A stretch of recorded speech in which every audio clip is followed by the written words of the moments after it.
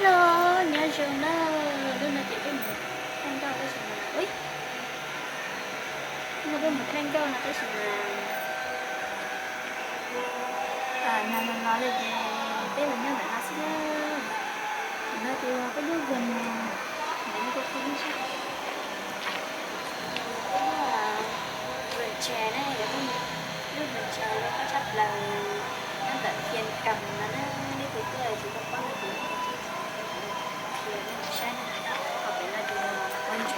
Mía, bonjour Cachi. Cachi này, mình sai Cachi này. Ít thay bởi nó nhớ Cachi tăng cho cái nó. Còn bây giờ nó nhá. Tỏ tê để số năm đầu lên thì tao mà Cachi thì chắc là nó là kia.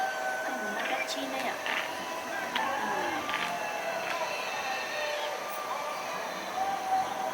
Chúng ta gặp những cái thứ.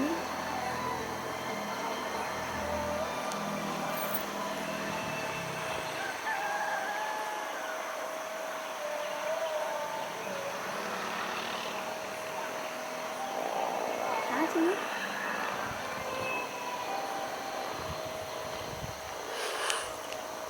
quên rồi.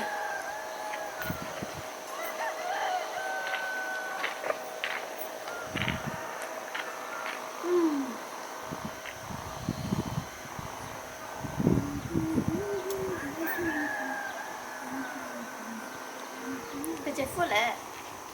Tao muốn ốc à? Nó chết, tôi cho cháu gì chẳng được cho bây giờ.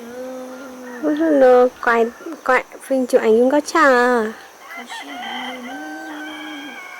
Nà lò thiên, tôi lò thiên, chỉ một thứ lúc thiên kì khó xia, chỉ xa nên nhau liền đâu.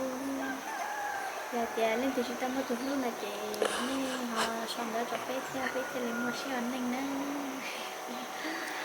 Đây là chỉ tôi xia, tôi chỉ phút lại. Ốc phân đã.